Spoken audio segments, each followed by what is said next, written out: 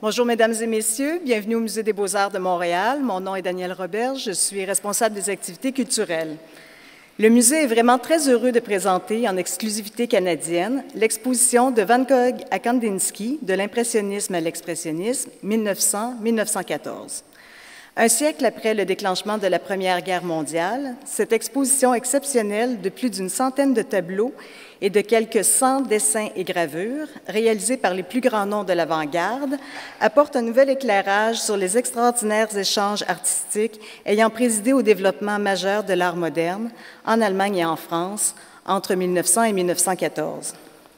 Présenté au Zurich Kunsthaus en Suisse, puis au Los Angeles County Museum of Art, l'exposition du Musée des Beaux-Arts se distingue notamment par la présentation exclusive d'œuvres majeures, mais également par un riche appareil documentaire sur le Paris 1900 à la Première Guerre mondiale, comprenant plus de 200 photographies, cartes postales, revues et journaux, destinés à contextualiser dans l'histoire cette période de créativité intense. Pour lancer ces journées spéciales d'événements pour les membres VIP, nous avons, grâce au soutien du Consulat général de France à Québec, le plaisir d'accueillir Sylvain Amick. Après de solides études scientifiques, notre invité se tourne vers l'éducation nationale. Pendant 8 années d'enseignement à l'Académie de Nice, il poursuit en parallèle d'autres études, langue et civilisation chinoise, puis histoire de l'art.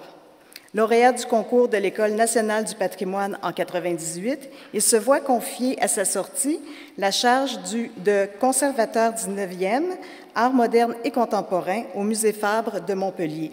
Il est depuis septembre 2011 directeur des musées de Rouen.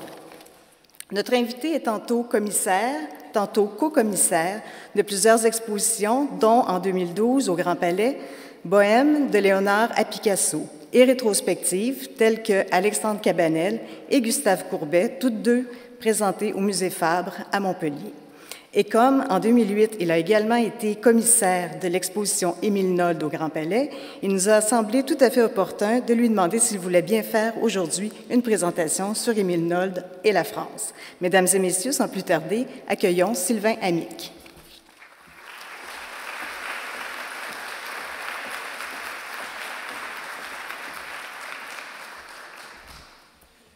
Bonjour mesdames et messieurs, merci d'être venus si nombreux pour cette conférence inaugurale. Merci beaucoup à Nathalie Bondil de m'avoir invité. Merci à Danielle Roberge d'avoir organisé cette conférence. Je dois dire que vous avez un musée des Beaux-Arts qui est particulièrement actif, qui fait l'admiration depuis la France par son activité et je dirais l'ampleur du nombre de membres et également l'ampleur de ses expositions. L'exposition que vous allez découvrir, que vous avez peut-être déjà eu l'occasion de découvrir, je l'ai vue hier soir, elle est absolument remarquable. Il y a bon nombre de tableaux que j'aurais bien aimé pouvoir accrocher dans des expositions précédentes, y compris dans une exposition Émile Nolde, effectivement, que j'ai pu organiser au Grand Palais en 2008. Alors, Émile Nolde, c'est une figure qui est extrêmement singulière pour l'expressionnisme allemand, pour la peinture du XXe siècle. C'est certainement l'artiste le plus important des avant-gardes allemandes et de toute la première moitié du XXe siècle. Et c'est un artiste qui est intéressant également dans son rapport avec la France.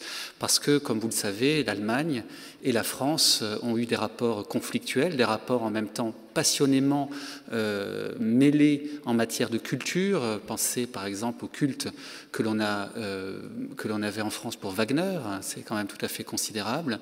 Donc il y a une sorte d'attraction-répulsion pendant toutes les années de la fin du XIXe siècle et du début du XXe siècle entre la France et l'Allemagne, avec des échanges culturels qui étaient extrêmement riches, extrêmement denses. Et l'exposition qui a été organisée ici montre cela très bien. Le catalogue également, avec une chronologie très très précise des faits, des échanges. Souvent, on peut dire que les Allemands ont vraiment eu l'œil et ont su détecter très tôt des peintres qu'en France on ne reconnaissait pas encore.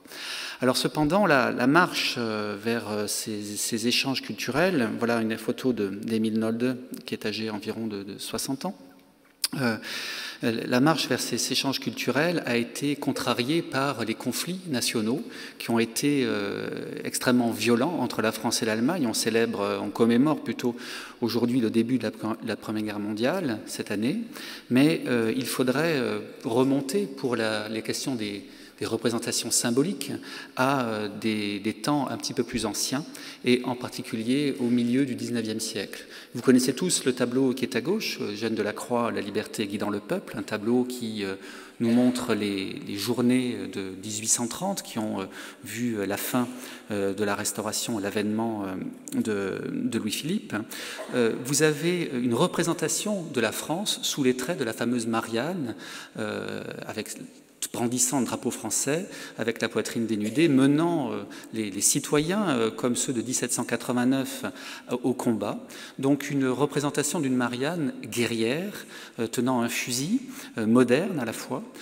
Et vous avez en face une représentation que l'on a donnée de Germania, donc de l'Allemagne elle-même, en 1860, la Germania montant la garde sur le Rhin. Alors ces deux figures affrontées montrent bien un petit peu dans quel état d'esprit étaient les peuples français et allemands au XIXe siècle. Il y avait eu bien sûr l'invasion de l'Allemagne par les troupes napoléoniennes et la libération en 1814 et 1815, qui avait fait naître en Allemagne vraiment le sentiment d'une nation qui s'est constituée petit à petit pour s'unifier en 1870. Alors précisément, 1870, c'est la guerre franco-prussienne.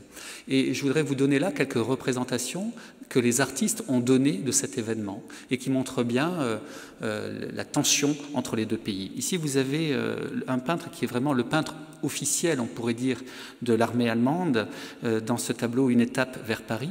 Donc on est dans un château français qui a été réquisitionné, on fait le siège de Paris, et vous voyez que la réquisition est assez brutale. On se goberge, on boit des vins fins, on fume des cigares, on est assis d'une façon un peu nonchalante sur des fauteuils.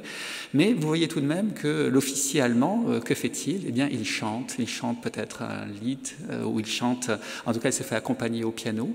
Mais on voit bien que dans cette représentation, on veut combattre l'idée des troupes prussiennes qui seraient des troupes barbares et montrer que le soldat allemand est un être cultivé.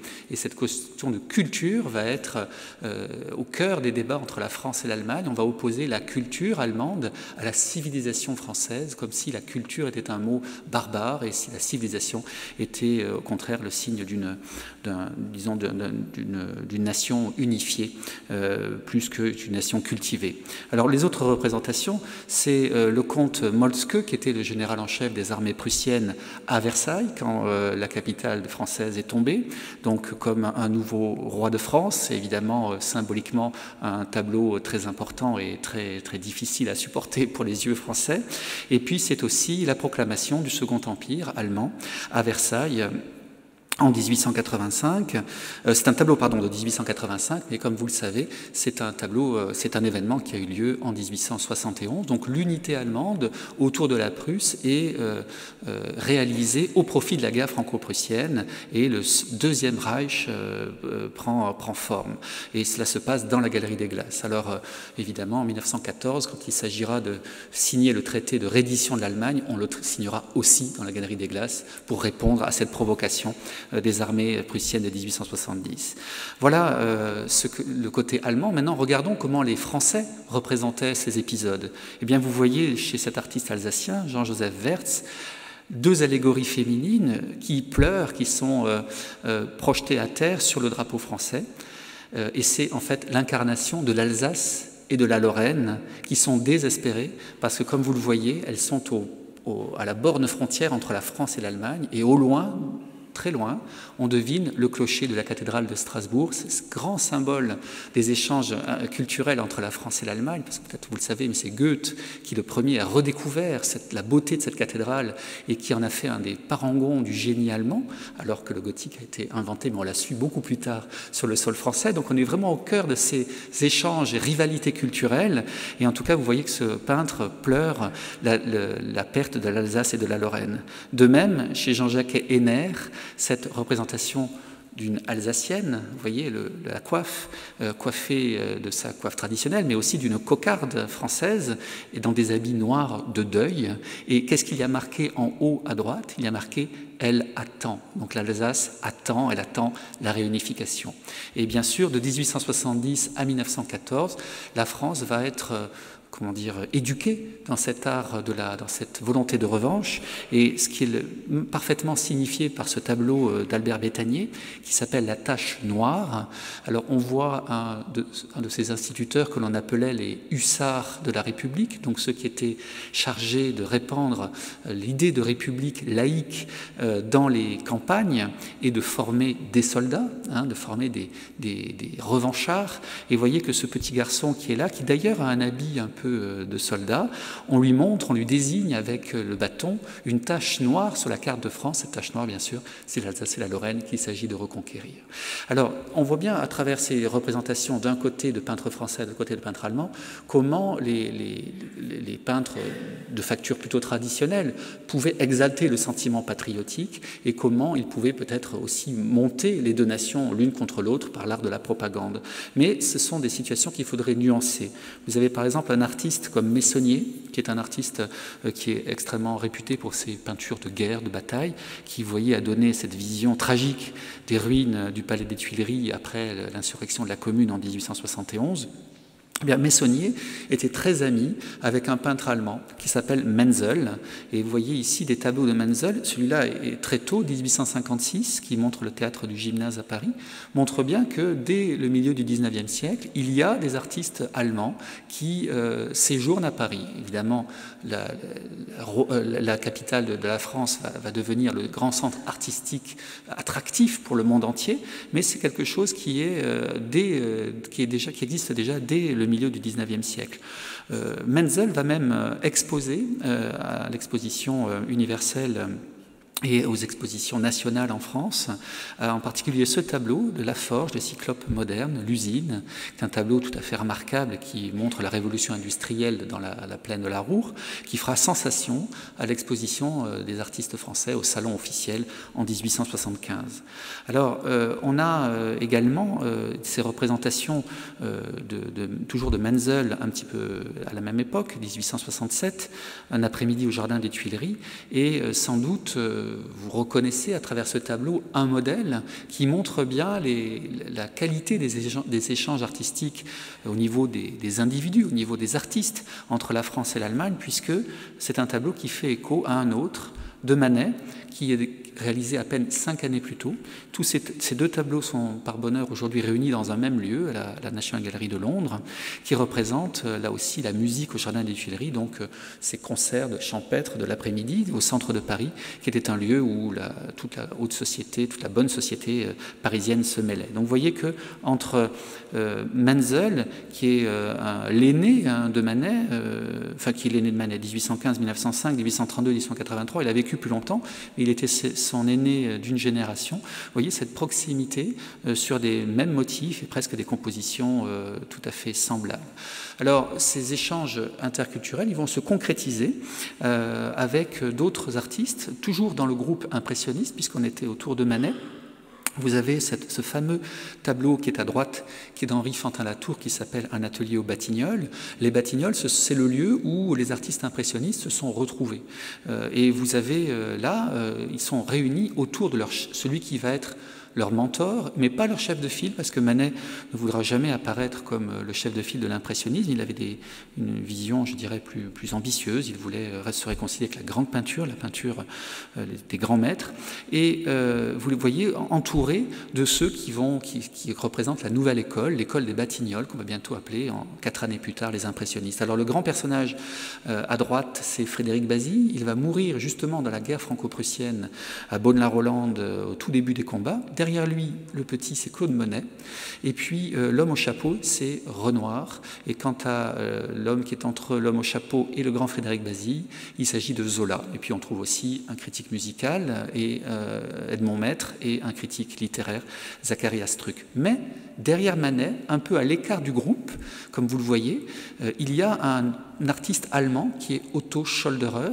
Et Otto Scholderer, c'est quelqu'un qui va participer aux premières expositions impressionnistes. Donc vous voyez que dans les avant-gardes, déjà, on retrouve cette internationalisation de l'art qui va être portée à son apogée au moment du fauvisme et de l'expressionnisme allemand.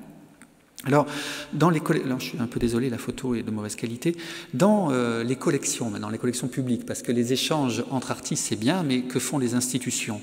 Eh bien, on assiste à des acquisitions réciproques. Vous avez ici, par exemple, le premier tableau allemand qui entre dans les collections publiques françaises, qui est acheté par un grand conservateur qui s'appelait Léonce Bénédite, qui est acheté en 1889. Une question difficile, donc on voit une petite bonne à qui on pose une question et qui réfléchit. Donc on est dans ce côté naturaliste qui est en vogue à cette époque, 1880, sous l'influence de Zola. C'est un grand courant international qui touche toute l'Europe. Et à l'inverse, eh bien, on a une acquisition quelques années plus tard d'un Manet absolument remarquable dans la Serre, qui maintenant est à Berlin. Et cette acquisition elle va être possible grâce à quelqu'un qui s'appelle Tschudi. Tschudi, c'est celui qui va être nommé cette année-là d'ailleurs conservateur des musées de Berlin et qui va faire rentrer l'art français, l'art moderne dans les collections allemandes. Et à son exemple, beaucoup d'autres musées suivront, musée de Brême, musée de Hambourg, ce qui explique aujourd'hui que beaucoup de tableaux que vous avez dans votre exposition viennent d'Allemagne, même s'ils n'ont été pas en France, parce que ces grands connaisseurs ont su détecter ces talents très tôt et les acquérir alors que les musées français étaient encore un peu frileux. Manet, en 1879, ne fait pas partie des collections nationales. Bientôt, il y aura à l'Olympia, mais ça n'arrivera que vers 1900. Rappelez-vous l'histoire du legs de la famille Caillebotte, le peintre impressionniste qui a légué un nombre considérable de tableaux à l'art français. Le legs a été contesté par certains barons de l'art, en particulier des gens comme Bouguereau, cet artiste qui a eu une bonne carrière, qui a bien vendu aux États-Unis et au Canada, qui était un artiste très académique et qui ont contesté le legs de la collection Caillebotte parce qu'il y avait dedans Manet, il y avait dedans Renoir, Monet, etc. et que tout ça était insupportable à ses yeux. Donc, vous voyez que même avant qu'en France on reconnaisse finalement l'art impressionniste, certains musées allemands n'avaient pas hésité à acquérir quelques œuvres. Alors, d'autres acquisitions en France de peintres allemands qui vont incarner l'impressionnisme à l'allemande. Là, vous avez par exemple Max Liebermann, qui est le grand chef de file de cette école allemande qui apprend, on voit bien, aux sources de Monet et de l'impressionnisme. Max Liebermann a longtemps résidé en France, il a eu des expositions personnelles à Paris, il a même été le curateur de la sélection allemande à l'exposition universelle de 1889. Donc vous voyez que c'est un artiste qui était parfaitement cosmopolite et qui était très francophile.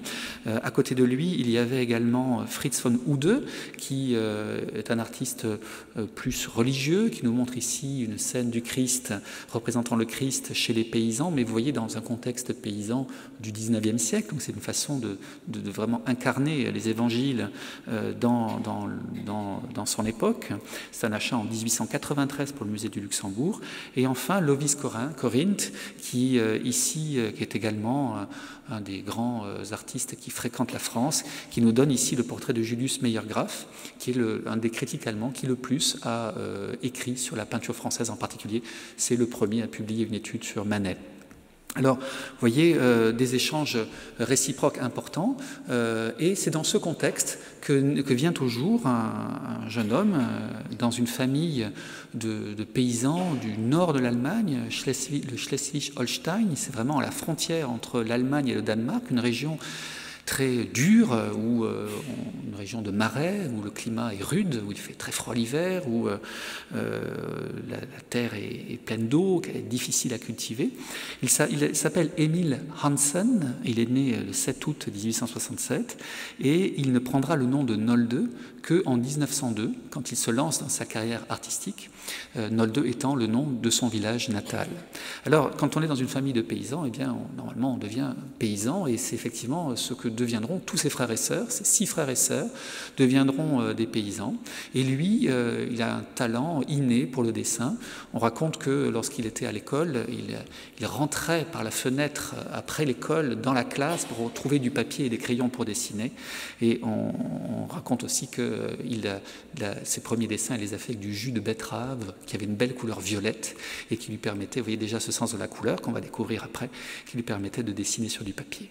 Alors, pour échapper à ce destin de paysan, eh bien, il accepte une sorte de compromis, disons qu'on accepte plutôt pour lui de l'envoyer à une école d'ébénisterie, à Flensburg, c'est à côté, c'est la petite ville voisine.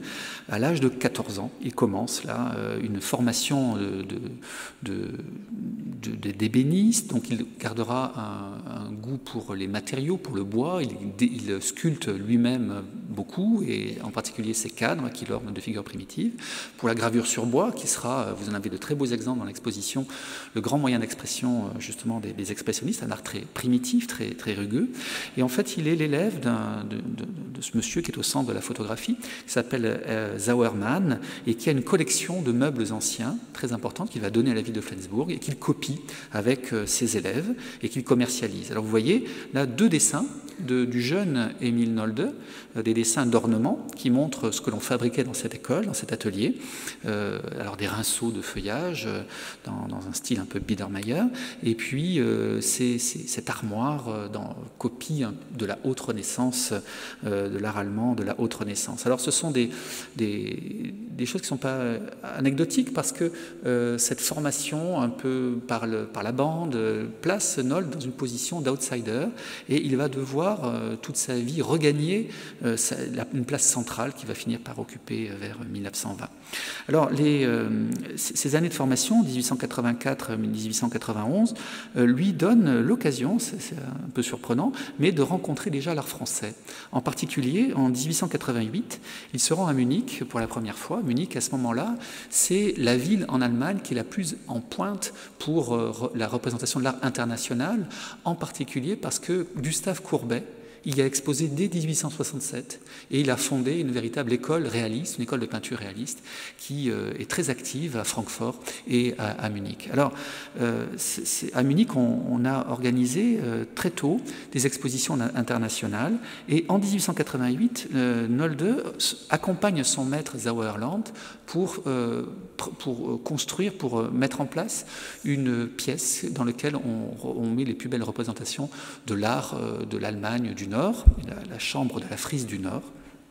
Et à cette occasion, il est possible, on ne le sait pas parce qu'il n'en parle pas dans son autobiographie, mais il est possible qu'il ait pu assister à visiter la grande exposition internationale qui se tenait à ce moment-là en 1888. Vous avez à gauche l'affiche de cette exposition, 1888, donc très tôt avant que Berlin ne lance ses grandes manifestations internationales, avant toutes les autres villes, c'est Munich, qui est la capitale de la Bavière, qui mène la danse. Et un artiste français, à ce moment-là, est la vedette de cette exposition, c'est Jules Bastien-Lepage.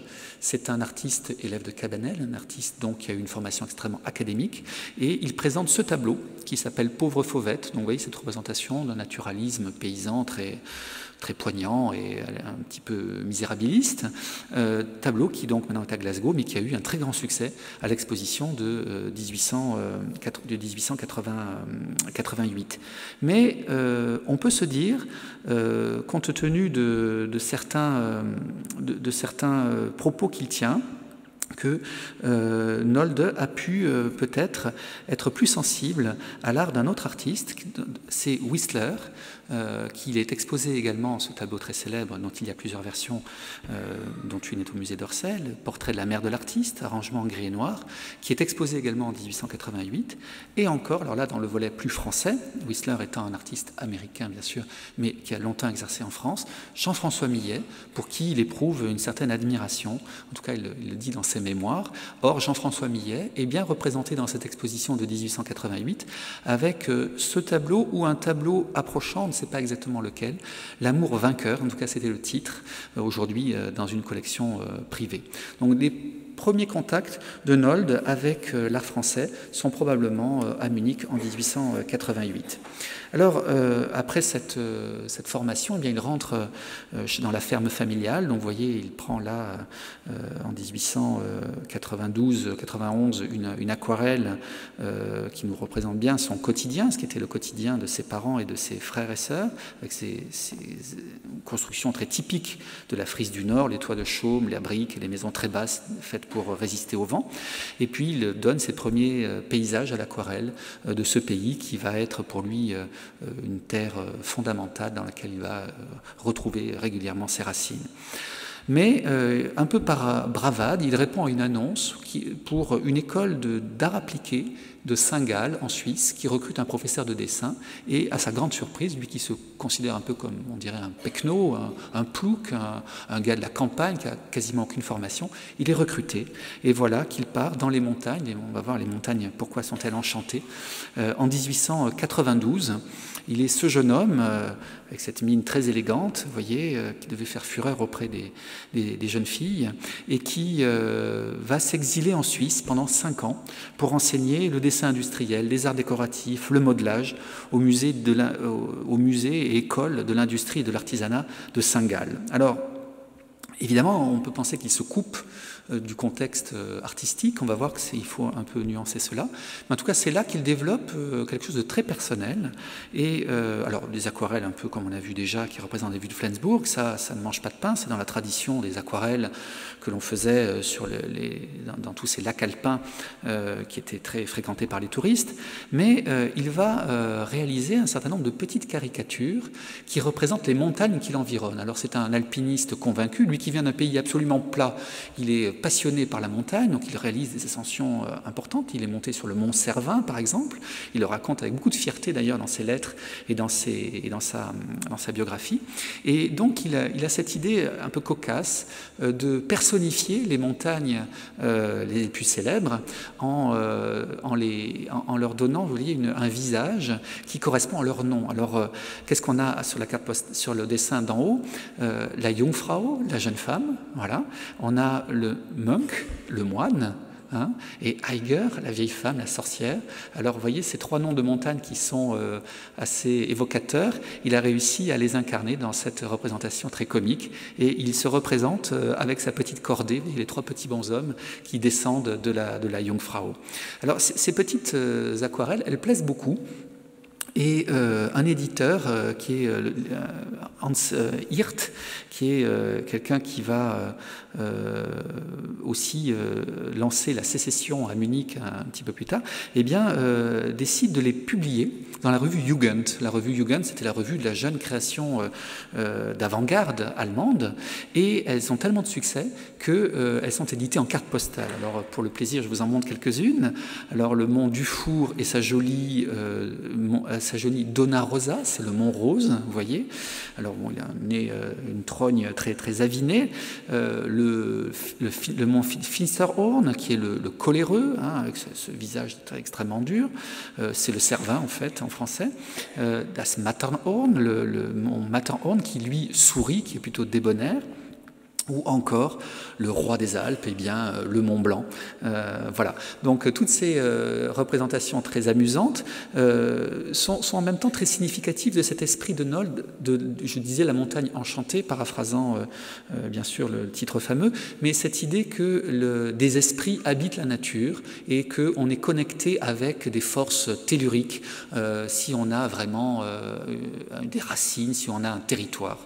Alors lui, la montagne, ce n'est pas son territoire, mais il essaiera de retrouver cette relation très particulière et l'exprimer lors de ses retours dans son pays natal. Alors, ces cartes postales qui sont éditées, elles ont une conséquence immédiate, c'est qu'il fait fortune. Il gagne 5000 marks or, ce qui est absolument considérable. Alors donc, il abandonne complètement sa charge de professeur de dessin à Saint-Gall et il décide, avec ce pécule, de se lancer véritablement dans une carrière de peintre. Mais il est tout à fait conscient qu'il lui faut encore retrouver, parachever sa formation. Alors, ah oui, pardon, je voulais avant cela. Alors, il se rend à Munich, voilà, justement. Et vous voyez qu'à Munich, il réalise ce tableau entre 1895 et 1896, ce tableau qui reprend cette idée des cartes postales. Ce tableau s'appelle « Les géants de la montagne ». Les géants de la montagne, c'est la traduction qu'on en a donnée en français, représentent une forme de trolls, de montagnes vivantes qui vivent dans des temps, évidemment, qui n'ont rien de comparable avec notre échelle temporelle à nous, et qui, au lever du soleil, dans ce moment twilight, hein, où on voit la lumière vaciller, où on arrête, où on ne racontera plus d'histoire. Vous savez que les contes, c'est la nuit qu'on les raconte et le jour, on ne les raconte pas.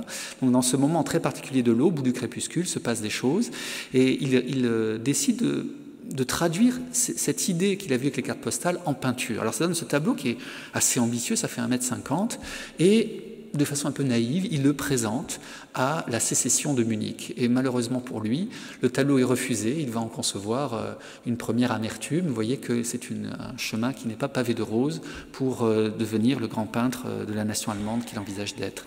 Autre tableau dans le même esprit, qui est peint un petit peu plus tard, avant le lever du soleil, donc là aussi, dans ce moment très particulier, ces espèces de monstres qui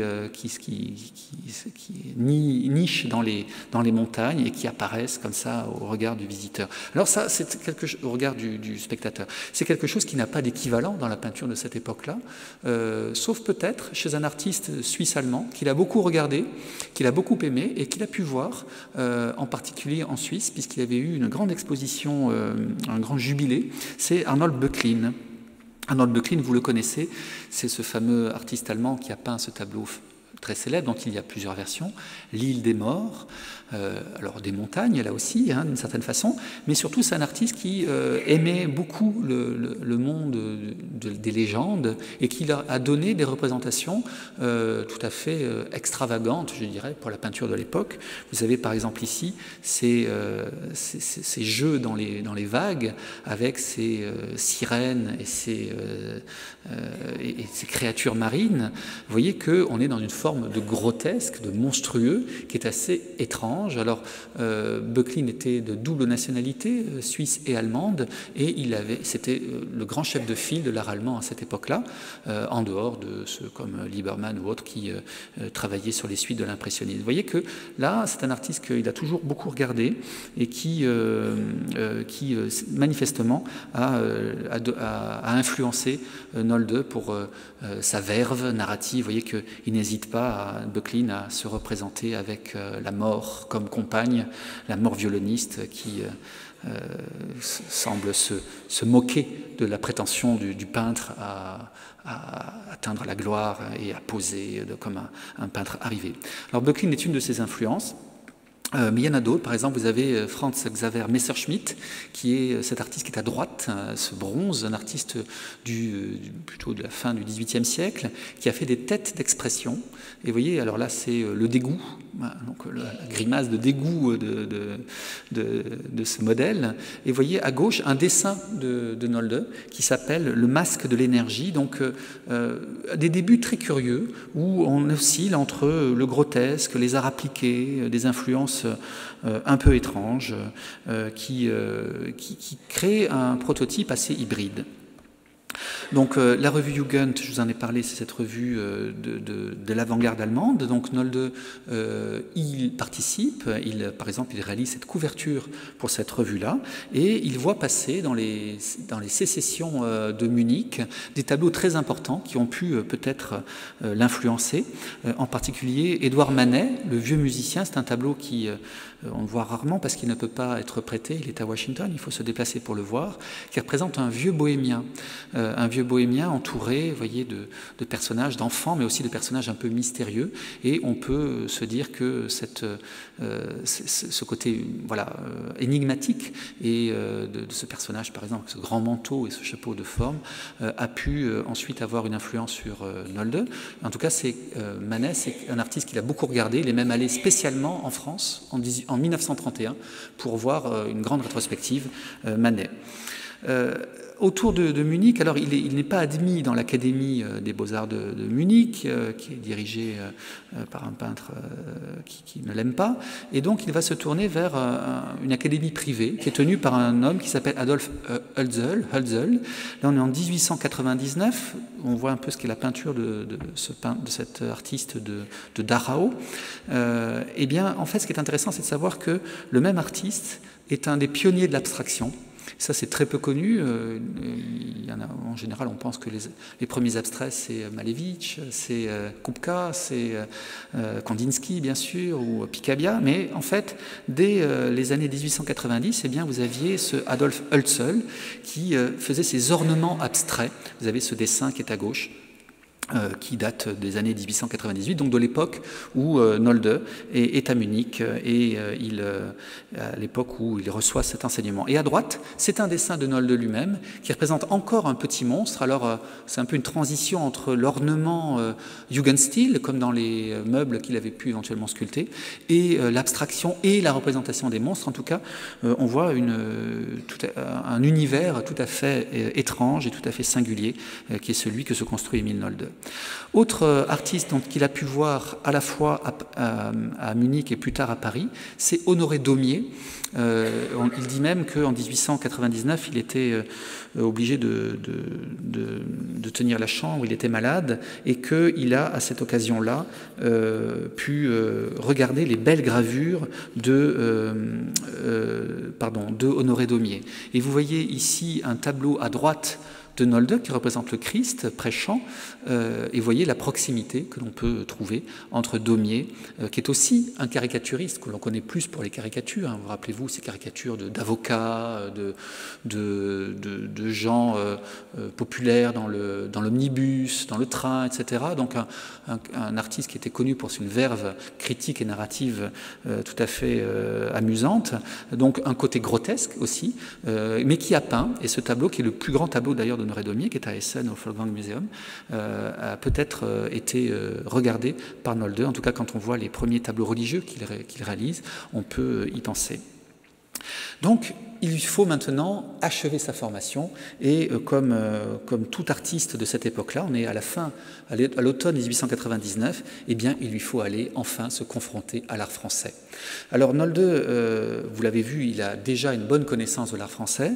Le voyage vers Paris, c'est un projet vraiment mûrement réfléchi. Il dit, dès l'été 1899, dès le mois de février 1899, il écrit à un de ses amis, il dit « Cet été, nu et études de figure en plein air, à l'automne, à nouveau études de paysage, et cet hiver, je pense aller à Paris pour quelques mois afin, comme je l'espère, d'avoir terminé mes études l'année prochaine et d'embrasser l'art avec ma propre créativité. » Donc en gros, il veut vraiment se confronter, il entend parler de l'art français beaucoup, il a pu voir dans les expositions des sécessions des artistes officiels, des artistes moins officiels, il a pu voir en Suisse également à l'occasion d'autres expositions à Zurich, quand il était à Saint-Gall, il a pu aller jusqu'à Zurich voir des expositions où on pouvait découvrir Monet ou Cézanne ou des artistes moins célèbres comme Carrière ou comme d'autres. Donc il attend beaucoup de ce séjour à Paris. Pour lui, c'est une confrontation absolument nécessaire qui doit le révéler à lui-même. Or, vous allez voir que ça ne se passe pas très très bien. Alors, quand on est un artiste étranger qu'on veut recevoir des cours, on ne peut pas aller à l'Académie des Beaux-Arts, qui est réservée aux artistes français, et d'ailleurs pendant très longtemps aux artistes hommes, parce que les femmes ne sont rentrées que dans les années 1890. Donc, on se rend dans les académies privées. Et en particulier dans l'Académie Julian, qui est une des académies les plus célèbres de l'époque, qui a été fondée par Rodolphe Julian, qui a été à la fois modèle, lutteur, donc un bel homme, et qui avait détourné de l'école des beaux-arts des artistes officiels pour enseigner dans sa propre académie, où il y avait beaucoup de peintres étrangers et des Allemands. Et avant Nolde, par exemple, Lovis Corinne, qu'on a vu tout à l'heure, ou encore d'autres, Max Slevogt, ou encore Barlach, un artiste, un sculpteur, était venu dans cette académie Julian lors de leur séjour parisien. Alors, on y accepte aussi, comme vous le voyez sur la photo, des femmes. Même on publie une revue importante. Alors, quel enseignement va-t-il recevoir? Eh bien, il reçoit l'enseignement de deux maîtres français, qui s'appellent Jules-Joseph Lefebvre et Tony Robert Fleury. Et voilà ce qu'il dit d'eux. Il dit « Sur le plan artistique, je n'avais pas d'estime pour eux. Ils me corrigeaient comme les autres, avec force discours. Je me tenais là, sans rien dire, car je ne comprenais pas. Je n'appris pas grand-chose, mais les travaux de mes condisciples m'intéressaient. Les 3 meilleurs étaient aussi les 3 plus différents, qu'il s'agisse de la forme ou de la couleur. Les 40 autres étaient sans intérêt ou carrément mauvais. » Et effectivement, quand on prend la liste des élèves qui ont été les condisciples de Nolde dans ces années, eh bien, ils sont aujourd'hui totalement oubliés. Alors, pour vous montrer un petit peu qui sont ces artistes qui professent à l'Académie Julian, mais voilà Jules-Joseph Lefebvre, vous voyez, on est dans le nu le plus académique qu'il soit, comme le nu de Cabanel, comme le nu de Bouguereau, avec cette représentation de la vérité. Donc la vérité est nue, et elle est imberbe aussi, comme vous le voyez, et elle brandit un miroir. Alors c'est l'époque 1871, de la chute du Second Empire, et donc on veut la vérité sur ces années de la fin du règne de Napoléon III. C'est d'ailleurs un motif qui va revenir très fréquemment jusqu'à l'affaire Dreyfus à la fin du XIXe siècle. Donc ça, c'est Jules-Joseph Lefebvre. Et voilà Tony Robert Fleury, un autre artiste, alors lui spécialisé dans le grand tableau d'histoire. Vous voyez ici, par exemple, le docteur Pinel qui libère les aliénés de leur chaîne. C'est un tableau qu'il fait en 1876. Vous avez ici encore les derniers jours de Corinthe. Alors là, on est dans le péplum, hein, c'est exactement cela. Vous aurez une très belle exposition orientaliste bientôt qui sera dans ce registre-là. C'est assez saisissant. Donc voilà l'enseignement que Nolde reçoit. Évidemment, vous voyez que ça ne cadre pas vraiment avec ce qu'il a pu voir, ce qu'il a pu connaître de l'art le plus avancé et ce qu'il a pu aussi, lui, rechercher comme le côté grotesque et caricatural des choses. Voilà encore Au coin du feu, Rêverie, un tableau qui date justement des années 1900, au moment où Nolde est élève à l'Académie Julian. Alors en plus, il ne parle pas du tout français, donc évidemment, ça n'aide pas. Il ne comprend rien au monde qui est autour de lui. Et donc, comme beaucoup d'artistes qui cherchent quelque chose de plus concret, de plus solide, il va se tourner vers d'autres modèles. Il va aller au Louvre, qui est à la fois le musée que l'on connaît, mais aussi un grand atelier où, par exemple, Degas va très fréquemment, où Marie Cassatt fait ses débuts, etc., Pissarro, etc., où Matisse bientôt va copier l'arrêt de Chardin. Et vous voyez là un tableau qu'il a copié. Alors ça c'est le tableau de Titien, c'est pas la copie de Nolde qui est beaucoup moins bonne, qui est un tableau d'une allégorie conjugale, un tableau qu'il avait beaucoup marqué, qui effectivement a des grands chefs-d'œuvre, beaucoup de sensibilité de Titien. Et puis il va également au musée du Luxembourg. Alors il dit d'ailleurs voilà ce qu'il dit de l'art français qu'il voit dans les musées justement. Il dit l'art français du XVIIe et du XVIIIe lui déplaît. Il dit ensuite vint le nettoyage de la Révolution, la ligne claire des portraits de David, les nus découpés d'Ingres, Courbet enivré de nature, les brumes matinales de Corot, la peinture épaisse de Millet, apaisée et religieuse. Je contemplais longuement tout cela, ainsi que Manet et Degas. Alors ça, il ne le voit pas dans le musée du Louvre, il le voit en 1900 au musée du Luxembourg, où il peut découvrir également ce tableau, Le pauvre pêcheur de Puvis-de-Chavannes, qui fait à ce moment-là énormément parler. On est en 1880, c'est une forme de synthèse entre un art d'avant-garde et un classicisme que va incarner Puvis-de-Chavannes, que aujourd'hui on voit souvent comme un peu à l'origine des tableaux de la période bleue de Picasso par exemple. Alors il voit tout ça, il dit j'allais voir le nu de Bénard, alors voilà Bénard, qu'on appelait à l'époque le prodige du XIXe siècle. Ce n'était pas pour moi très prodigieux. Le pauvre pêcheur Puvis-de-Chavannes, de nombreuses sculptures de marbre élégantes, tout ça me laissait également de marbre. Vous voyez, donc il a une vision assez critique de cet art officiel.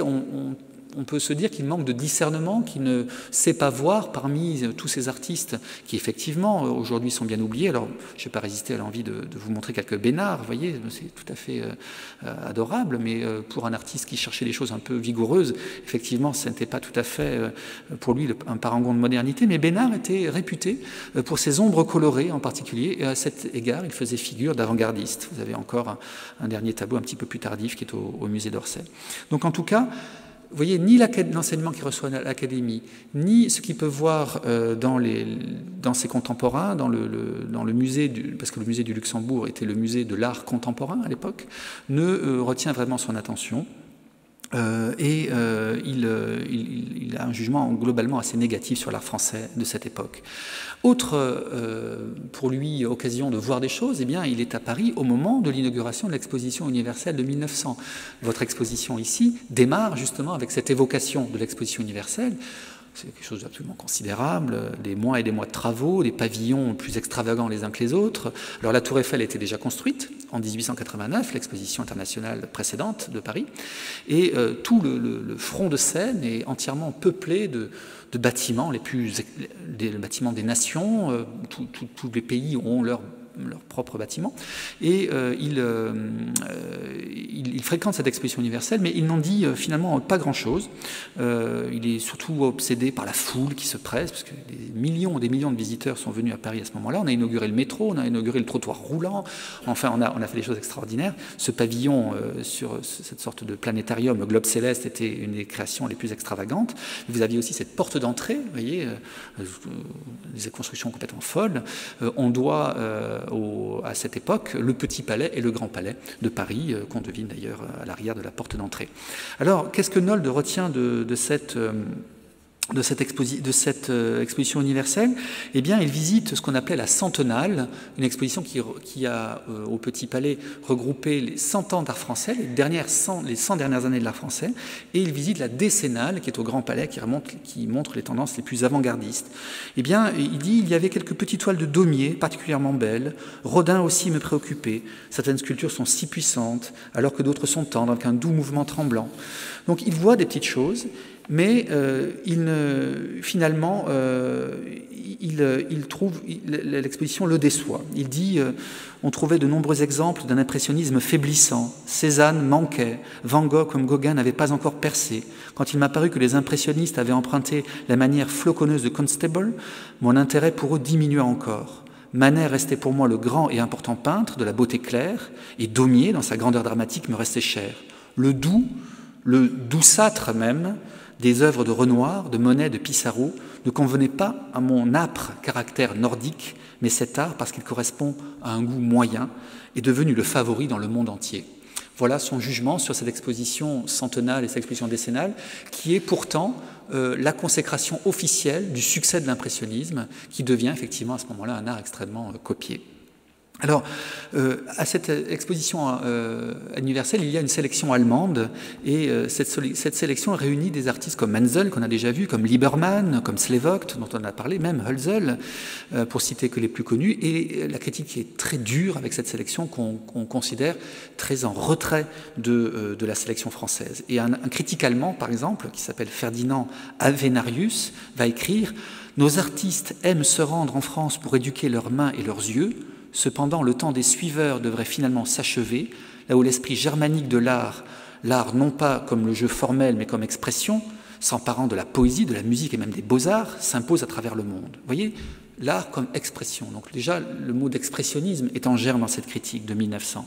Ce que nous voyons, ce que nous sentons, nous, c'est-à-dire nous autres Allemands, doit être la référence ultime, y compris pour les arts plastiques. Nous devons fondamentalement et universellement nous émanciper de l'esprit pictural français. Voilà. Donc ça, c'est un bilan que finalement Nold partage complètement. Il est déçu par son séjour à Paris. Il écrit « Paris m'avait si peu donné et j'avais tant espéré ».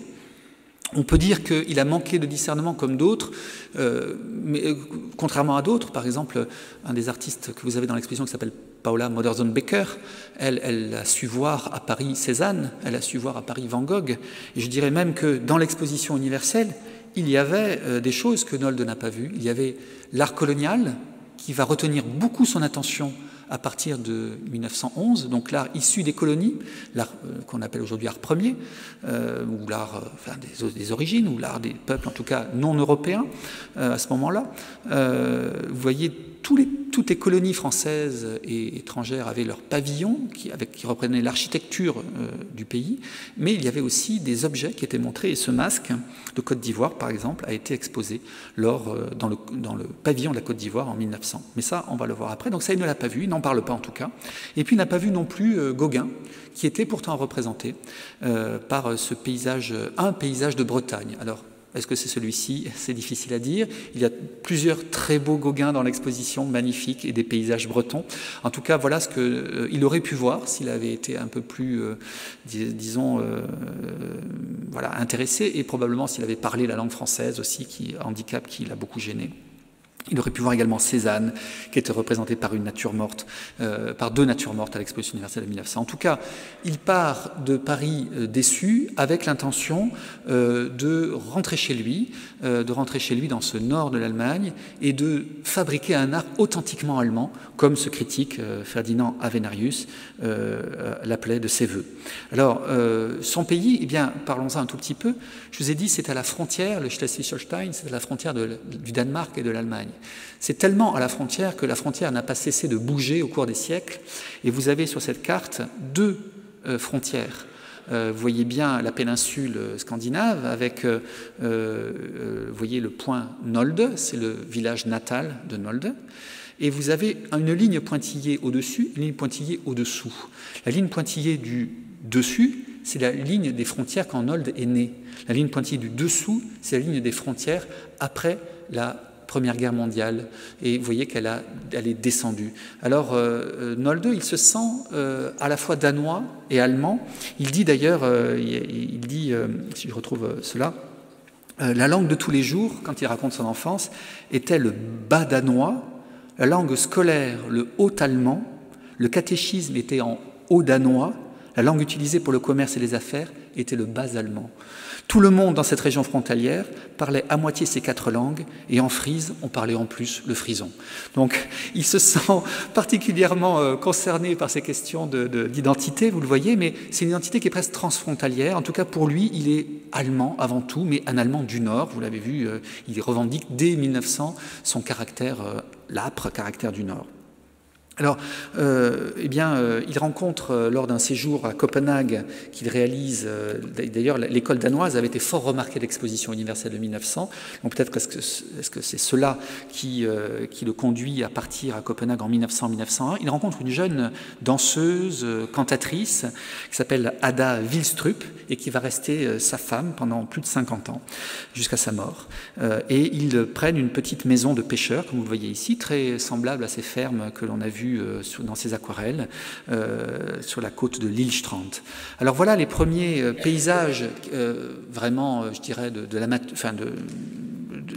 peintre et pas simplement de l'aquarelliste, du dessinateur ou de l'élève. Il réalise ces premiers paysages très plats avec cette lumière du Nord très blanche et très blafarde, des tableaux plus ou moins symbolistes dans cette touche qui n'est pas si éloignée du néo-impressionnisme. On a beaucoup d'exemples dans l'exposition qui montrent bien qu'après l'impressionnisme, vous avez le pointillisme, qu'on appelle aussi néo-impressionnisme, ces petites touches de couleurs fragmentées, qui a été un courant international très très important, et qui a eu des suiveurs en Suisse, dans les pays du Nord, ou encore en Hollande ou en Allemagne. Donc il adopte un peu cette technique. On voit qu'il cherche un style. Il réalise des tableaux extrêmement vigoureux représentant les pêcheurs ou les paysans du coin. Alors les pêcheurs est le tableau de gauche, aujourd'hui il n'est plus localisé malheureusement, et les paysans c'est le tableau de droite qui date de 1904. Vous voyez, on voit bien un artiste qui cherche une expression entre cette forme de paysage très épuré, cette représentation d'un sentiment amoureux avec ce couple au bord de la plage, et puis ces réalités très concrètes des paysans, mais tout ça n'est pas synthétisé en une seule forme. Et il va réaliser aussi en 1903 ce portrait de sa femme Ada, qui est malade à ce moment-là, elle est même soignée dans un sanatorium. On va lui découvrir une affection pulmonaire qui va l'accompagner toute sa vie. Elle va être très très souvent soignée dans des sanatoriums. Donc ça c'est le tableau de Anna en 1903, mais vous avez à côté un autre portrait de Anna. La photo est un peu mauvaise parce que le tableau n'est plus localisé de la même façon. Il est dans une collection particulière, il est perdu. Enfin perdu, il n'est pas perdu pour tout le monde, mais il reviendra un jour. C'est un tableau qui date de 1904. Alors vous voyez qu'entre 1903 et 1904, il s'est manifestement passé quelque chose, une révolution qui s'est opérée dans sa peinture. Et cette révolution, eh bien, on peut se dire que c'est la rencontre avec la peinture de Van Gogh. Van Gogh, il est un des premiers en Allemagne à rencontrer sa peinture. Peut-être il aurait pu, par exemple, lors de son séjour à Paris, le voir à la galerie Ambroise Vollard, mais il n'en parle pas. Meyergraff, donc le critique qu'on a vu tout à l'heure, disait qu'il en avait vu justement en 1900 pour un prix ridiculement bas, mais en 1901, Nolde séjourne à Berlin pendant l'hiver, parce que l'hiver il fait vraiment trop froid dans le Schleswig-Holstein, donc il va à Berlin, et il y avait 5 tableaux qui étaient présentés à la sécession de Berlin, dont l'autoportrait à l'oreille bandée, dont qu'il se rappelle avoir vu.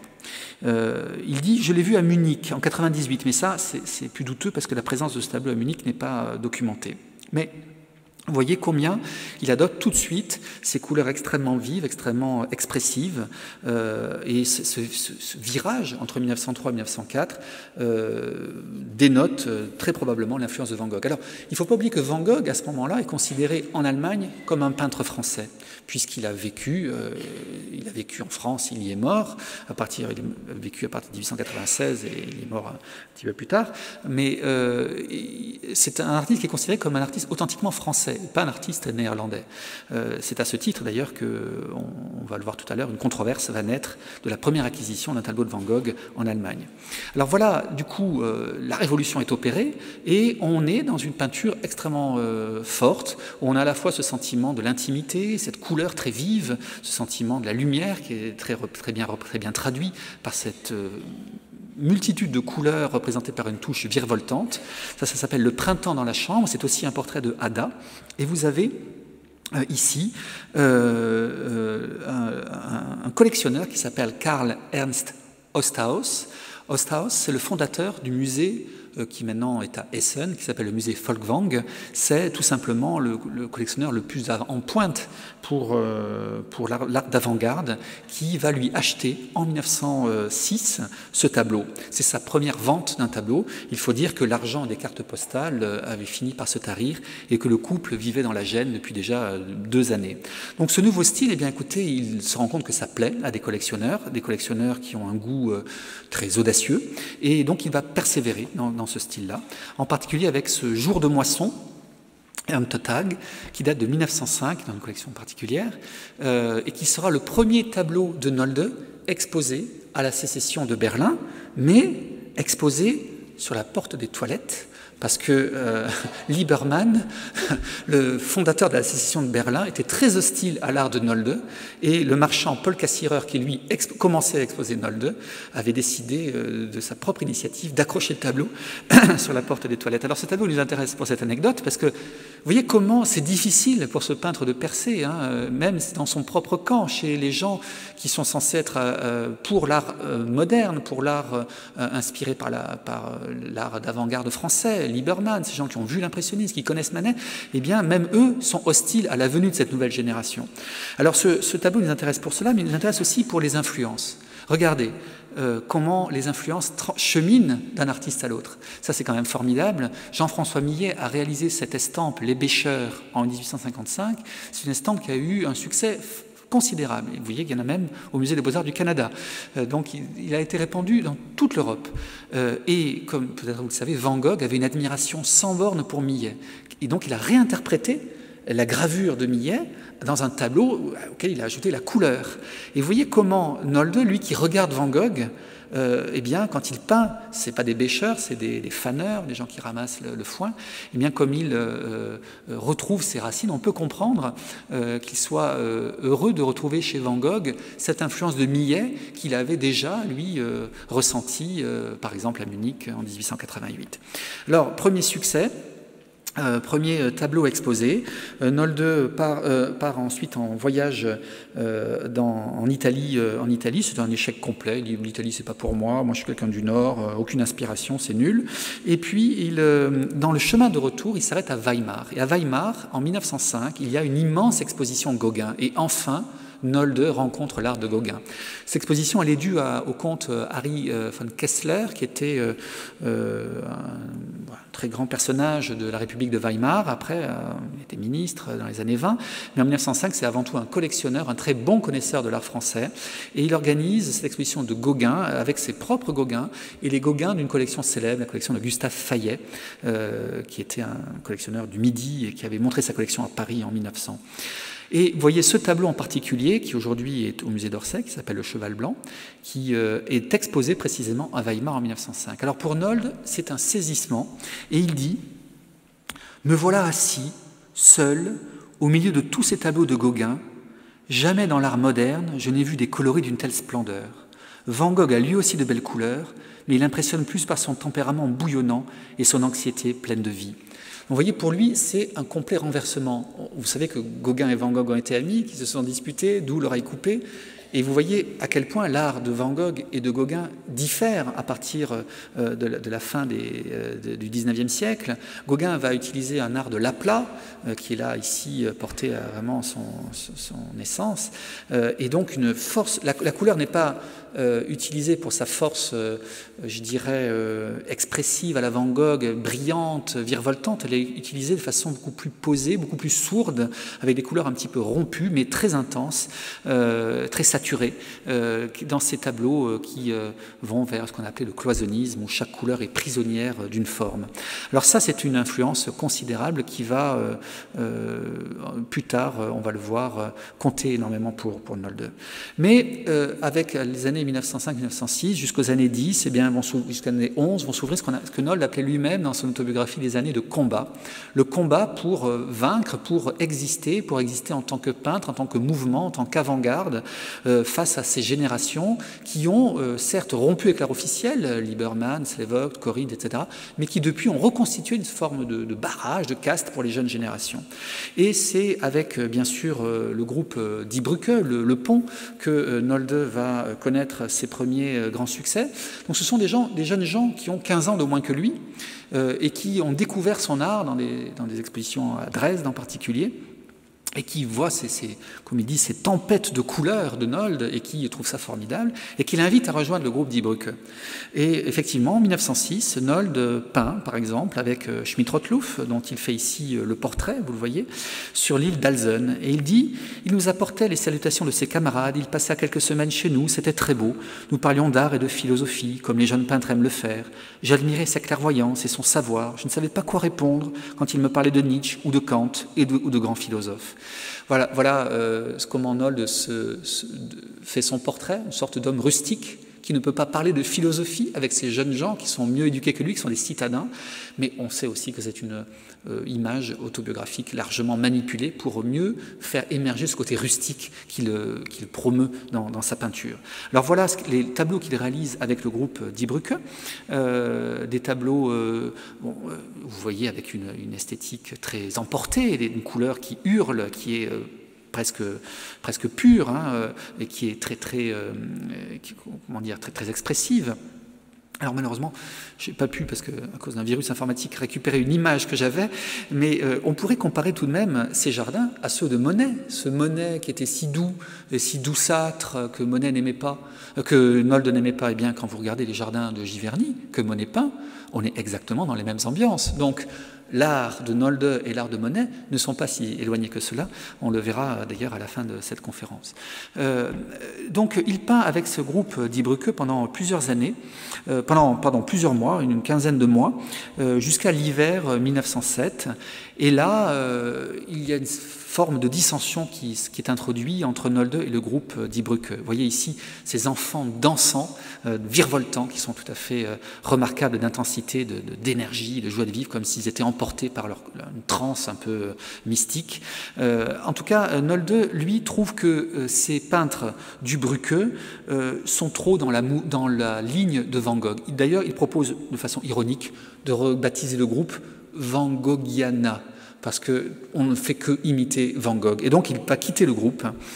Mais chez lui, l'influence de Van Gogh, elle est beaucoup plus profonde. Ça, c'est un portrait qu'il réalise en 1917. Évidemment, on pense aux autoportraits de Van Gogh. Vous en avez un très beau dans l'exposition. Il fait des tournesols à partir des années 1910, à partir du moment où il s'installe vraiment dans une petite maison dans le Schleswig-Holstein. Donc ces tournesols, ces autoportraits nous montrent bien le côté, l'influence profonde de Van Gogh, qui ne se limite pas juste à une copie un peu servile de sa technique, mais c'est plutôt un engagement total de la personne dans son art que Nolde revendique à la façon de Van Gogh. Alors, quand il quitte le Brücke, il peint ce tableau qui s'appelle Freigeist, esprit libre, et vous voyez, c'est un docteur de la loi qui reste imperméable à toutes les supplications, critiques, etc. qu'il reçoit. Voilà quel est son état d'esprit. Il va peindre beaucoup plus en aplats. Vous voyez ces grands aplats roses, orange, vert, des couleurs qui ne sont pas traitées forcément avec des petites touches à la Van Gogh. C'est l'influence de Gauguin qui se manifeste là. Il va désormais suivre sa propre voie et exprimer ce qui est pour lui un authentique art allemand du Nord. Et en particulier, il a une sorte de crise mystique lors d'une maladie où il a une énorme fièvre, et il va peindre ses tableaux religieux. En 1909, vous voyez, la Seine, ou encore la dérision du Christ, hein, ou encore la Pâque, 1909. Et ce tableau va être à l'origine d'une profonde crise au sein des avant-gardes allemandes. Parce que ce tableau, vous le voyez, on est très proche en fait de représentation de masques primitifs, de masques africains, de masques peut-être de la Grèce antique aussi, mais en tout cas un retour à une forme de primitif qui évidemment est emprunté un peu à Gauguin, qui est allé aux îles Marquises, qui a regardé tout cet art-là, mais cet art n'est pas recevable pour des gens comme Max Liebermann, et ce tableau va être refusé à la sécession de Berlin en 1910. Et à partir de là, c'est une crise, parce que Nolde n'accepte pas ce refus, et il va écrire un texte qui est extrêmement violent à l'égard de Liebermann. Il écrit « Le vieux et habile Liebermann est comme tant de gens habiles qui l'ont précédé. Il ne connaît pas ses limites. Le grand œuvre de cet agitateur, la sécession berlinoise, et la conception de l'art que celle-ci défend, est en train de perdre ses feuilles, de dépérir. Il cherche à la sauver, mais ce faisant, il a ses nerfs et fait de grandes phrases. Il en va de même pour son art. Il a fait en sorte qu'on écrive et qu'on publie le plus possible sur lui. Il fait, il peint, il expose tant qu'il peut. Par conséquent, toute la jeune génération, alors il parle pour la jeune génération, mais il a 40 ans, là, mais il parle aussi pour les gens du Brücke, hein, qui ne peuvent pas exposer, toute la jeune génération en est sursaturée, et elle ne veut et ne peut plus voir sa peinture, et elle perçoit à quel point tout cela est fabriqué, à quel point non seulement ses travaux actuels, mais aussi sa production antérieure sont faibles et kitsch. La critique en arrivera bientôt à la même opinion, le grand public suivra, et disparaîtra ainsi l'échafaudage artificiel mal fondé de Liebermann. On a du mal à comprendre pourquoi il ne se débarrasse pas depuis des années de ceux qui usent son énergie pour se consacrer exclusivement à son art. Mais la raison en est interne, lui-même précipite l'inévitable. Quant à nous les jeunes, nous n'avons qu'à y assister tranquillement. Donc il annonce la fin de Liebermann, ce qui effectivement va arriver. Liebermann va être supplanté par les jeunes générations. Et vous voyez qu'une nouvelle sécession, la Kunstausstellung, sécession Berlin en 1910, est créée avec des gens comme Kandinsky, comme Pechstein, les gens du Brücke en particulier. Et la contestation, en fait, Nolde reçoit le soutien de toute la jeune génération dans cette contestation. Alors vous comprenez qu'une fois de plus, c'est une déception, puisqu'il voit son art, qu'il pense être un art authentique, valable, refusé par les sécessions, comme pour le jour des moissons qui avait été exposé sur la porte des toilettes, assez bien pire, on ne le veut même plus dans ce qui est censé représenter l'art moderne en Allemagne. Alors, autre crise qui va arriver un petit peu plus tard, 1911, Van Gogh, ce tableau qui est exposé à l'automne 1910 à Berlin, est acheté par quelqu'un qui s'appelle Gustav von Pauli et qui est le directeur de la galerie de la Kunsthalle de Brême. Il achète ce tableau pour une somme importante, la somme de 30 000 marks. Alors, évidemment, ça commence à faire débat, d'autant plus que l'empereur Guillaume ne veut pas voir l'art français. Il veut bien voir l'art français s'il est mauvais, mais le bon art français, il le déteste, et il va finir même par renvoyer le directeur des musées de Berlin, Tschudi, quelques années plus tard, et Tschudi va refonder un nouveau musée à Hambourg avec la même ouverture vers l'art international. Et donc cette crise du Chant de coquelicot de Van Gogh, qui est un tableau remarquable, va donner lieu à une protestation vigoureuse des artistes allemands. Vous voyez ici à gauche Ein Protest Deutscher Künstler, qui est une protestation qui est menée par un peintre qui s'appelle Karl Wienen. Alors voilà qui est Karl Wienen. C'est un peintre qui n'est pas un mauvais peintre, c'est un peintre qui est très proche du groupe qu'on appelle le Worpswede, qui est près de Brême, un peintre qui nous représente la nature tranquille en 1893, ou encore ce paysage au moulin. Et cet artiste va s'élever contre cette acquisition en accusant finalement les institutions de collusion avec les marchands et de détourner les crédits destinés à l'art pour acheter de l'art étranger. Et il écrit par exemple qu'il constate que l'art français envahit depuis plusieurs années ce qu'on appelle les cercles artistiques progressistes et qu'il semble nécessaire que les artistes allemands poussent un cri d'alarme. Alors il y a plus de 150 artistes qui vont signer cette protestation, mais il y en a d'autres qui vont signer une réponse. Et ça, vous avez à droite le combat pour l'art, la réponse à la protestation des artistes allemands. Et cette réponse, eh bien, elle est rédigée avec le soutien de Liebermann, qui évidemment ne peut pas supporter qu'on attaque l'art français, mais aussi avec des artistes comme Franz Marc, comme des collectionneurs comme Ostaos, qu'on a vu, donc des gens qui comptent pour la jeune génération. Alors du coup, Nolde est pris entre deux feux. Il aime bien Van Gogh, il aime bien l'art français, mais il aimerait bien faire émerger un art allemand. Et dans ceux qui protestent, il pourrait se reconnaître parce qu'il trouve qu'il n'est pas assez soutenu. Et dans ceux qui protestent contre la protestation, il y a Liebermann qui est son ennemi. Donc, il ne signe rien, ni la protestation, ni la réponse. Et il aura, dans une lettre à un ami, il dit, il essaie de donner sa position, elle est très intéressante parce qu'on comprend bien quelle est sa vision de l'art français. Il dit... notre peinture du 19e n'aura sans doute pas trop d'importance pour l'avenir, car elle est presque tout entière à l'ombre des anciens grands maîtres, ou bien elle dépend de l'impressionnisme français. Seulement, les Français, et eux seuls, ont prouvé au siècle dernier qu'un nouveau grand art indépendant peut voir le jour à côté de l'art ancien. Je trouve magnifique que de leur peinture la plus significative, de Manet, Degas, Cézanne, Gauguin, Van Gogh, on ait acheté certains des plus beaux tableaux pour les faire venir en Allemagne. Ce qui est regrettable, alors là c'est là où il balance sa position, c'est que tant d'œuvres tendant vers le mièvre de Monet, de Renoir, de Sisley, et aussi fréquemment de Rodin, soient arrivées jusqu'à nous, et donc étaient achetées en Allemagne. Alors les mots du peintre Wienen, pour autant qu'ils concernent les peintres, s'en prennent surtout à l'activité de la sécession berlinoise, et aux menées des jeunes peintres allemands. Pourtant, depuis sa fondation, la sécession berlinoise a constamment, ardemment souligné à travers ses expositions que les Français étaient les très grands peintres, et qu'eux-mêmes n'étaient que des demi-grands. Donc là, c'est une critique qu'il donne à Liebermann. Il dit, en important l'art français, finalement, vous êtes passé dans une vassalité vis-à-vis de cet art, en montrant que vous n'étiez que des demi-grands. Eh bien, c'est exact. Seulement, on a malheureusement fait ainsi qu'alimenter en permanence le sentiment de dépendance, et toute leur relève, c'est de retrouver prise dans une oscillation incertaine entre un grand modèle et un autre. Et là, il donne sa position, ce qu'il professe. Lorsque notre art sera de même valeur, ou plus significatif que celui des Français, il sera aussi totalement allemand, sans le vouloir particulièrement. Dans l'industrie, dans le commerce, dans les sciences, nous avons progressivement accédé à un niveau non seulement égal, mais exemplaire. Et nous avons une conscience de nous-mêmes. Le même phénomène surviendra dans l'art. La nation a les plus beaux atouts pour cela. Voilà. Donc la position de Nolde, c'est une position intermédiaire. C'est prenons de la graine, en gros, de ce que les Français ont su faire pour produire un art authentiquement allemand qui porte de nouvelles valeurs. Nous avons les ressources pour cela.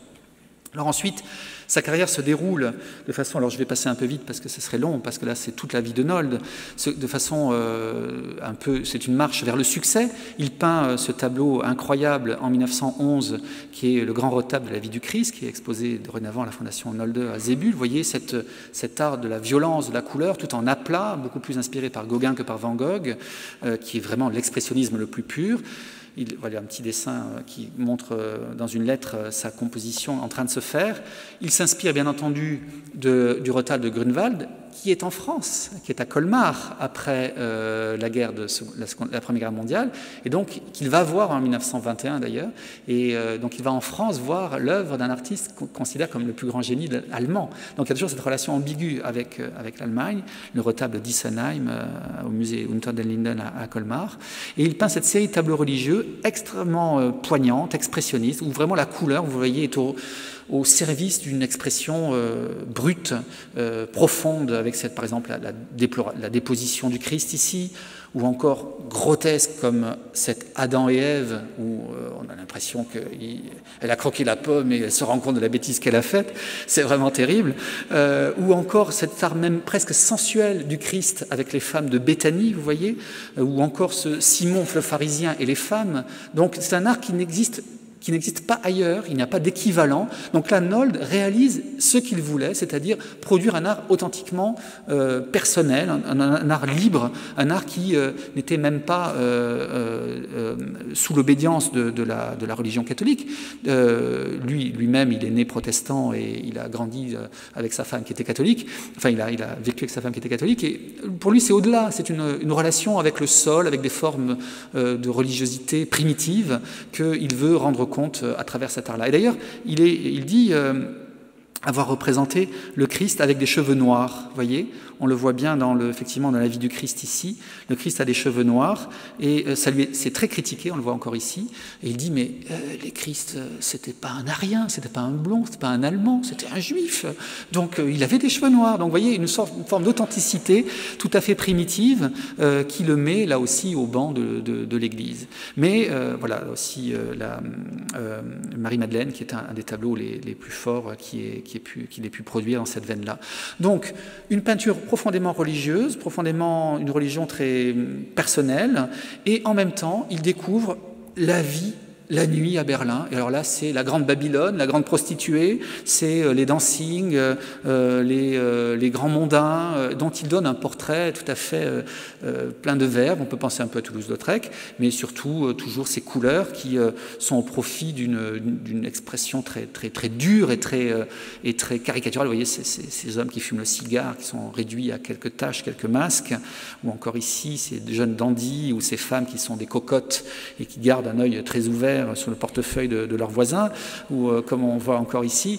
Donc un art qui est très proche de la caricature, qui n'appartient qu'à lui, et qu'il emploie de la même façon pour peindre des scènes religieuses ou pour peindre la nuit berlinoise. Donc on est dans une forme de transe, tel qu'il est représenté ici, entre la danse des dancing et la danse primitive, religieuse, comme cette danse aux chandelles qu'il peint en 1911.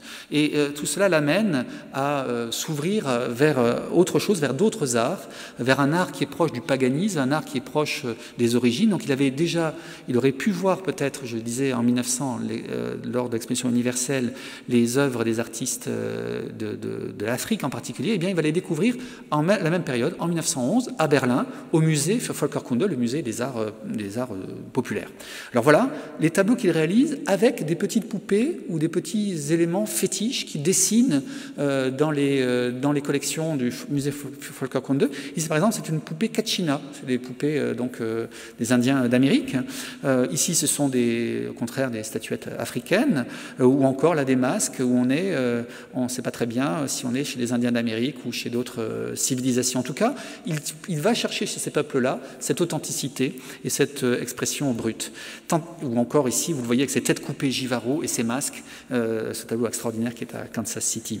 Alors, à partir de là, eh bien, il va être admis dans une expédition scientifique. Il va accomplir cet immense voyage dont vous avez la carte ici. Il va partir en Allemagne en août, à l'automne 1913, pardon. Ils partent le 3 octobre de Berlin en train et ils vont franchir la Pologne, la Sibérie, la Corée, aller au Japon, en Chine. Le but de l'expédition étant d'aller dans les colonies allemandes du Pacifique, la Nouvelle-Guinée, vous voyez ces îles qui sont en bas, pour une étude sur les problèmes de démographie dans ces territoires qui sont des colonies allemandes. Alors le séjour est absolument... le paysage pour lui est un enchantement. Il est admis en tant qu'observateur, il paye son billet, il paye celui de sa femme grâce à ses premières ventes. Et voilà les tableaux dont retire de cette expérience les tableaux des Sibériens, vous voyez, ces peuples ces sortes de nains de contes de fées, un petit peu très rugueux, très primitifs, blottis dans le froid. Et puis l'arrivée, bien sûr, dans les mers du Sud, avec ces ciels et cette végétation fabuleuse. Ici, l'arrivée justement dans les îles Palau, où un autre artiste, Dubrücke Pechstein, ira également. Et puis ces portraits qu'il réalise à l'aquarelle sur des grandes feuilles de papier qu'il a achetées au Japon et qui sont des portraits d'une humanité confondante, des gens qui sont autour de lui, qui ne représentent pas comme des nègres, des sauvages, comme ce qu'on aurait pu dire en France à cette époque-là, mais comme des individus qui ont un caractère, qui ont une personnalité, et dont il sait vraiment traquer les moindres détails du visage. Alors c'est une expérience qui pour lui est tout à fait révolutionnaire. Il est scandalisé de la conduite des colons allemands qui pour lui abâtardissent ces peuples qui ont une expression très authentique. Et il dit, mais tout ça c'est le patrimoine de l'Allemagne, il faut le préserver. Et il écrit au ministère des colonies en disant c'est un scandale, etc., en justement fustigeant l'alcoolisme qui est endémique et qui est dû effectivement au contact avec les populations allemandes, aux colons allemands. En tout cas, il requiert de cette expérience une certitude, c'est qu'on doit être fondé dans une origine culturelle, une origine territoriale pour pouvoir produire quelque chose d'authentique. Ces gens-là produisent des choses authentiques, moi aussi, qui suis du Nord, je produirai quelque chose d'authentique. Donc il va ramener par exemple ces fétiches des mers du Sud, de Papouasie-Nouvelle-Guinée, que vous allez le voir, qui sont exposés à côté de ces tableaux, dans la collection de son ami Ostaos, qui partage avec lui son goût pour les arts dits primitifs. Alors, le retour est très compliqué parce que, en fait, la Première Guerre mondiale a éclaté. On est en 1914. Il est sur un bateau qui est arraisonné en rentrant vers l'Allemagne, qui est arraisonné par un bateau anglais. Alors, il dit « Je suis un citoyen danois », ce qui le sauve. Il n'est pas arrêté. Il débarque dans le port de Marseille. Il reprend un bateau tout de suite puisque les Allemands sont en conflit avec les Français pour atterrir à Monaco et remonter petit à petit jusqu'à Berlin et jusqu'à ses amis du Nord où il arrive sans un sou, en ayant tout perdu puisque ses bagages n'ont pas suivi, et il les récupéra que ces tableaux que vous avez vus qu'en 1921, complètement par hasard, dans un dépôt en Angleterre. Alors, il retrouve sa patrie. Là, il va peindre toute une série de tableaux. Vous voyez ici un autoportrait avec sa femme. C'est devenu le grand artiste de la nation allemande. Il est, à partir de 1920, régulièrement invité, régulièrement exposé dans les plus grands musées d'Allemagne. Il donne une représentation de la nation allemande, comme vous le voyez ici, avec ses fils de paysans endimanchés, ou toujours ce côté fantastique inspiré par la mythologie germanique, un enfant et un grand oiseau, comme ici, ou bien ces paysans très caricaturaux avec ses faces rougeaudes, ou encore ce forgeron. Le forgeron, c'est celui qui est en contact avec les forces telluriques, donc qui l'intéresse particulièrement.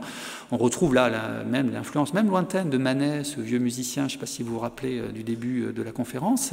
Il peint ces scènes de carnaval, où on retrouve finalement cette forme de sauvagerie propre aux populations des mers du Sud qui l'ont fasciné. Et il construit sa maison, alors non pas à Nolde, parce que maintenant c'est devenu un territoire danois, et il veut vivre en Allemagne, mais à Seebuhl, où il va s'installer avec sa femme. Vous voyez ici ces barques sur les marais de cette région-là, mais cette maison assez extraordinaire qu'il construit, que vous pouvez visiter aujourd'hui, si vous allez à Seebuhl, qui est une maison vraiment comme une usine qui détonne dans un paysage où il n'y a que des petites maisons avec des toits en paille, et qui est une vraie maison d'avant-garde dont il a lui-même conçu les plans. Et vous voyez Nolde fait comme Monet à Giverny. Il plante son jardin, les paysans lui disent ça poussera pas, il fait trop froid, mais il réussit à protéger les plantes et il a à sa disposition un jardin absolument luxuriant, comme Monet dans la fin de sa vie s'est retranché à Giverny et a planté son jardin, a creusé son étang au Nymphéa et s'y est retranché pour ses derniers tableaux. Alors voilà les visions qu'il donne de ce pays maintenant qu'il incarne complètement, cette mer du Nord, ces grands paysages balayés par les vents et par les nuages, avec ces voilà, là, des chevaux en pleine parade nuptiale, ou encore ces moulins qui en fait drainent sans cesse l'eau des étangs et assurent l'équilibre de cet écosystème très très fragile, ces fermes qui sont autour de lui. Donc Nolde est à ce moment-là vraiment l'émanation du génie allemand. Et en particulier à travers ses représentations de la mer, qui l'occupe toute sa vie. C'est un tableau de 1911, là aussi un tableau où la nuit tombe sur la mer, très très violent, ou là un tableau de 1917, là vous avez un tableau de 1915 également, jusqu'à un tableau, celui-ci qui est de 18, et là aussi je voudrais faire le parallèle avec Claude Monet. Si vous connaissez ce tableau qui était au Metropolitan Museum of Art à New York, on est très près de l'art de Claude Monet dans ce tableau précoce, il est vrai, de Claude Monet, 1865, avec ses représentations de vagues de Nolde, la mer qui est son élément pour lui fondamental, dont il a besoin vraiment pour vivre. Et la dernière période de sa vie, et je conclurai là-dessus, c'est une période très triste, puisque à partir de l'arrivée des nazis au pouvoir, Nolde va dans une position extrêmement ambivalente. Il a voulu incarner l'art allemand, mais maintenant, l'Allemagne se donne des maîtres qui cherchent eux aussi à incarner une identité allemande. Et les positions ne sont pas inconciliables. Certains gens, comme Goebbels, par exemple, aiment beaucoup la peinture de Nolde, mais d'autres, comme par exemple Rosenberg, le directeur d'un journal qui s'appelle le Völkische Beobachter, ils sont très hostiles. Et la ligne entre pour ou contre Nolde, pour ou contre ces artistes allemands de l'expressionnisme que vous verrez dans votre exposition, va être tranchée par Hitler lui-même, qui va décider que non, ça ce n'est pas regardable, que c'est un art de sauvage, c'est un art qui n'est pas allemand, et on va décider que tous ces artistes sont des artistes dégénérés. Et voyez, l'affiche qui est là, Entartete Kunst, c'est l'affiche de la grande exposition de Munich qui a lieu en 1937 et qui est la plus grande manifestation montrant les productions d'un art dit dégénéré. Et vous y retrouvez des productions de Nolde. Vous retrouverez par exemple en haut à gauche, enfin sur la feuille de droite, pardon, en haut, par exemple la Madeleine de tout à l'heure, hein, donc une peinture de Nolde. Donc des expositions ont lieu dans toute l'Allemagne, dans différentes villes. Alors il y a l'art dégénéré, il y a la musique dégénérée. On va critiquer l'influence de la musique noire américaine, par exemple, sur la musique. Et évidemment, tout ça, et Goebbels vire sa cutie, il se convertit à cette nouvelle condamnation d'un art qui pourtant il portait au nu auparavant, et il inaugure lui-même, vous voyez, ces expositions-là, et on y trouve les tableaux de Nolde qui sont derrière lui, à gauche, on retrouve toujours la Pharisienne, la Madeleine, pardon. Voilà, donc ce sont des moments critiques pour Nolde, qui voyait d'un bon œil finalement ce nouveau régime apparaître, parce que c'était un régime qui allait redresser l'Allemagne, qui allait redonner à l'Allemagne sa fierté, et certains de ses amis disaient qu'au début de l'accession d'Hitler au pouvoir, il ne tolérait aucune critique sur le Führer en sa présence. Et donc il est dans cette position compliquée pour lui, où il est arrivé au sommet de sa carrière, où il incarne le grand artiste allemand, où un nouveau régime arrive au pouvoir, qui pourrait peut-être le reconnaître comme le grand personnage de l'art, mais qui va hésiter à son égard, qui va hésiter d'ailleurs à l'égard de tout l'art moderne allemand, et qui va finir par le condamner, ce qui pour lui est incompréhensible. Et il va même écrire à Goebbels pour réclamer, faire réclamer que l'on fasse cesser la campagne de diffamation. Il écrit « Je vous prie, monsieur et très honoré ministre, de bien vouloir faire cesser la campagne de diffamation dont je suis la victime. Je la ressens avec une vigueur toute particulière, d'autant plus que même avant le mouvement national-socialiste, j'ai presque été l'un des seuls artistes allemands à entrer en lutte ouverte contre l'envahissement de l'art par des éléments étrangers, contre le marché malsain de la peinture, contre les intrigues de l'ère Liebermann et Cassirer. Quand les nationaux-socialistes m'ont qualifié, moi et mon art, de dégénéré, j'ai eu le sentiment d'être profondément méconnu, et car il n'en est pas ainsi. Mon art est un art allemand, vigoureux et ardent. Et il réclame qu'on lui restitue les œuvres qui sont confisquées par les nazis dans tous les musées allemands au profit de ces expositions-là, et bientôt pour être vendues à l'étranger. Et Nolde fait figure de recordman, puisque plus de 1000 œuvres de Nolde sont confisquées dans les musées allemands, ce qui montre la place que Nolde occupe à ce moment-là dans le système artistique allemand. Donc vous reconnaissez là aussi dans ces expositions des tableaux de Nolde, mais aussi d'autres, de Otto Müller et des gens du Brücke. Alors la vente a lieu en Suisse, avec des maisons d'ailleurs de vente qui existent toujours, comme la maison Flechtheim et d'autres, et on assiste à la plus belle vente de l'art moderne. D'ailleurs, c'était les plus belles expositions d'art moderne du siècle, et de toute époque. Mais c'est la plus belle vente, c'est la vente du siècle aussi qui a lieu à Bâle. Et vous voyez ici qu'on retrouve dans les dégénérés à la fois les Français, ou assimilés français, Van Gogh avec cet autoportrait, et les artistes allemands. Donc c'est aussi une façon pour lui de se retrouver dans une même condamnation avec tous les artistes d'avant-garde, qu'ils soient français ou allemands. Alors voilà, Nolde est interdit d'exposer, il est interdit, cette lettre qu'il reçoit en 1941, le 23 août, il lui interdit de peindre, il lui interdit d'acheter des matériaux pour peindre, il lui interdit d'exposer, il lui interdit d'avoir aucune activité artistique. Il va vivre ces années-là retranché dans sa maison de Zébul, en peignant en cachette de toutes petites aquarelles, parce que l'aquarelle n'a pas d'odeur, et surtout ce sont des petites feuilles qu'il n'a pas beaucoup de papier, donc il coupe dans des feuilles de papier, c'est toujours un peu maladroit, des sortes de papier A4, on dirait, même pas A5, c'est-à-dire 13 par 18, des choses comme ça, presque des formats carte postale, où il va explorer le pouvoir de suggestion des taches. Et il va faire des sortes d'aquarelles où d'abord ce sont des taches et ensuite il reprend à l'encre pour faire émerger des personnages, une sorte de vision un peu, magique de l'art qui correspond bien à sa nature, un petit peu chamanique. Vous voyez ces taches où peut-être on corrige un petit peu pour faire émerger une femme et un enfant, ou encore on corrige un petit peu pour faire émerger un paysage étoilé ou un soleil couchant. C'est des choses tout à fait bouleversante et remarquable, qu'il a pu cacher. C'est une période qui a été portée en littérature dans un roman qui s'appelle... excusez-moi, je suis un tout petit blanc, un roman de Siegfried Lenz, voilà, qui s'appelle La leçon d'allemand, et qui raconte la vie d'un peintre qui est condamné à se cacher pour peindre sous le régime nazi, qui est un peintre très très inspiré par Nolde, même si c'est pas tout à fait la même situation. Alors voilà, ça ce sont les dernières œuvres de Nolde. Il va reprendre la peinture après la fin de la guerre. Il va être d'ailleurs parfaitement réhabilité. Il est récompensé en 1950 à la Biennale de Venise. Il reçoit la médaille pour le mérite, etc., etc. Nolde va s'éteindre en 1956. Sa femme l'avait précédé en décédant en 1948. Il avait épousé une très très jeune femme pour veiller sur lui et sur son œuvre après la mort de sa première femme, et Jolante Erdmann, qui est morte récemment. Et on retient de lui ce grand héros de l'art allemand qui s'est dressé devant l'art français, qui a su lui aussi finalement incarner ce génie allemand comme d'autres artistes français avaient réussi à incarner le génie français. Et la comparaison que je n'ai pas faite tout au long de cet exposé, mais sur laquelle je voudrais conclure, c'est la comparaison avec Matisse, parce que Nolde n'a pas vraiment grand-chose à voir avec Matisse, sauf peut-être quelques natures mortes, mais tous les deux se sont croisés. Matisse est rentré à l'Académie Julian un mois après le départ de Nolde, ils se sont manqués en 1900. En 1906-1907, son collectionneur Ostaos avait acquis un tableau qui est reproduit dans votre catalogue d'ailleurs, qui s'appelle Asphodèle. Il y avait donc des peintures de Matisse très très tôt, 1907, qu'il exposait avec les Nolde dans la même pièce. Donc Nolde voyait cela, il savait parfaitement ce que peignait Matisse.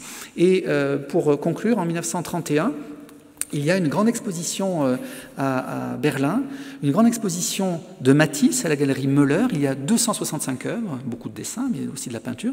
Il y a aussi une grande exposition de Nolde à la galerie Tannhauser. Non, pardon, Möller, Nolde est chez Möller et Matisse est chez Tannhauser. Et là, il y a un critique qui s'appelle Otto Bratzkoven et qui souligne comment ces deux artistes sont parvenus à la fois à préserver leur autonomie au sein de leur époque, à préserver leur autonomie, à incarner l'esprit de la nation. Il dit que l'art allemand s'était affranchi du modèle français, que maintenant les questions de patriotisme et d'identité qui avaient exacerbé les tensions dans les relations culturelles franco-allemandes sont réglées. Matisse et Nolde, dit-il, peuvent, dans toutes leurs différences, être tenus pour les meilleurs représentants artistiques de leur nation. Voilà. Matisse incarnant le génie français, Nolde incarnant le génie allemand.